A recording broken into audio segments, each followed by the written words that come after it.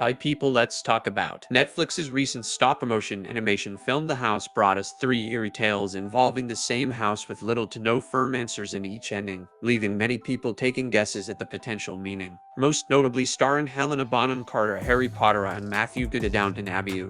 The movie promises quality acting along with its stunning visuals, while the first two stories were cautionary tales of putting stock in luxury and material possession out of insecurity. The last is a glowing example of releasing those fears and accepting loved ones as your home. The film is coded in subtle and blatant gestures to this sentiment from beginning to end, reeling the viewer in with unsettling imagery and dark humor along the way. First turnover and heard within, a lie is spun. Transported back in time, we find a family of four nestled in their home as they prepare for the arrival of their wealthy and, frankly, unfriendly relatives. Noses upturned, they grimace at all the simple pleasures within our main character's home, from the gender of their newest child to the hand-sewn items made by mother and wife. Penny, a cloudy Blacklia, their oldest daughter, Mabel Amigotha, navigates their presence with an innocent confusion. As far as she's concerned, her home is perfectly adequate because within it lies the family she adores. Her father, Raymond Matthew Good, on the other hand, seems deeply dissatisfied with this house and his progress. A loving family and a home large enough to hold them all comfortably isn't enough for Raymond. He craves the outside validation that comes with luxury and finds it in a deal too good to be true. The desperation that guides him leads his family to accept an offer from the nameless figure in the night, promising material possessions beyond their wildest dreams at a seemingly no cost. The only catch is they are prohibited from returning to their home and must only occupy the house.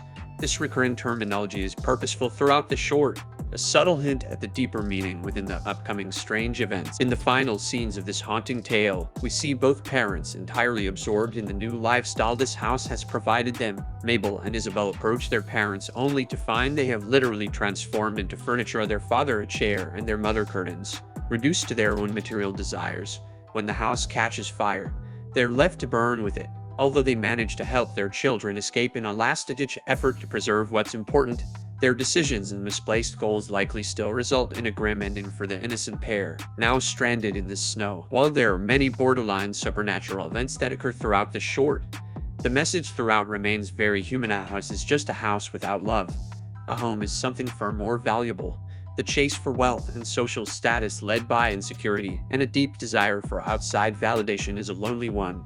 If all of these things you've placed so much value in were to burn, what would you have left? Or what will be left in the wake of your decisions for those you love? Along with this sentiment, the first installation within the house aims to display how easily one can be taken advantage of in the search for happiness through material possession, and how quickly this pursuit can corrupt what is truly important in life.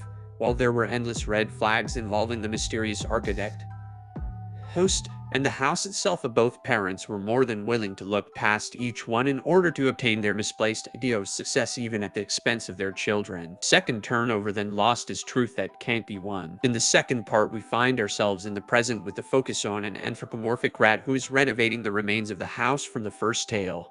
It's quickly revealed that he is buried in debt and worriedly cutting corners to ensure his project is completely finished at the lowest possible cost, with an added pressure of a recession as mentioned on the news. Throughout the short, we see him struggle with an infestation of bugs in the house that progressively gets worse, a strong metaphor for his rapidly declining mental state plagued by material-led desires left unfulfilled.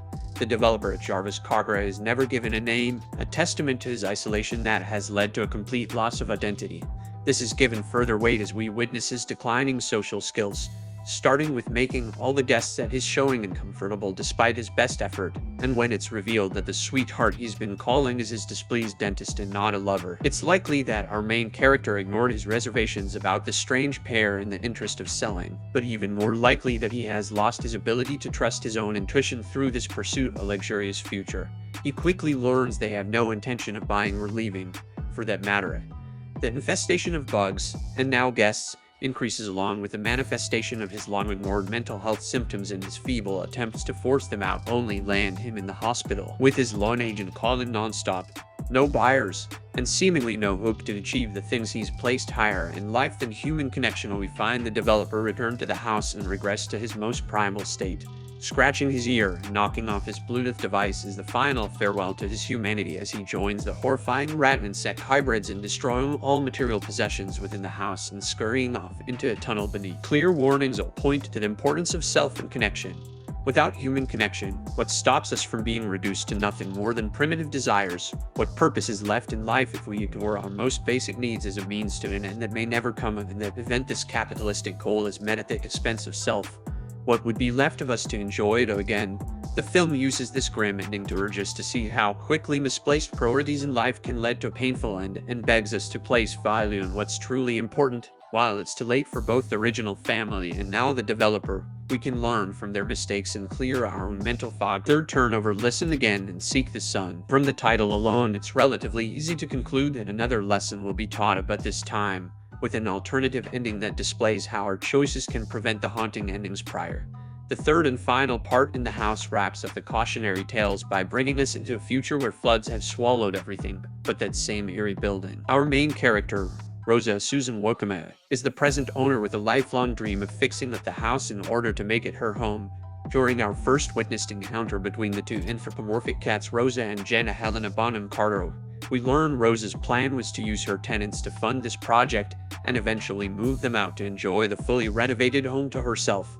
This pursuit is arguably selfish, but more so misguided. While Rosa has an idealized vision of what home means to her, gazing at a photo of her likely lost family, she fails to see that the feeling she craves has been with her all along in the forest. With the news of the remaining two set to depart in a final shared meal with Jen, the ever-present fog seeps into the house and sets Rosa on a confusing journey through her memories and emotions. She is presented with a choice to cherish her past but move onward in the company of those she loves, or remain in an isolated delusion destined to drown.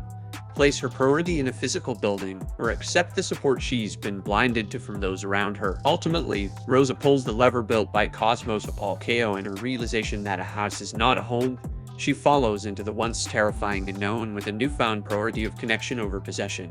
She learns something her predecessors in this house failed to, and doesn't fall victim to the same grim fate, thus ending the cycle. This final scene displays a power we all hold, a choice we can all make to break free. It perfectly sums up the message the house wishes to portray by showing an alternate ending each character could have achieved had they been introspective enough. In the ending credits, we hear a song that further drills the message portrayed through each part of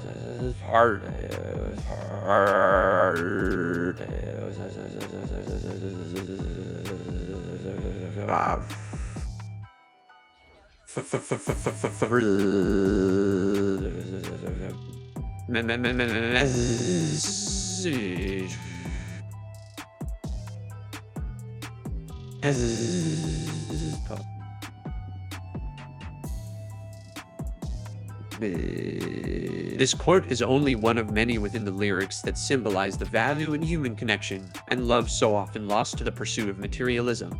From the beginning to the last credits rolled, House serves as a brilliant metaphoric lesson. It is visually stunning and soaked with symbolism that might take multiple watches to fully absorb. Thanks for watching. See you on next videos. Please subscribe my channel for more videos.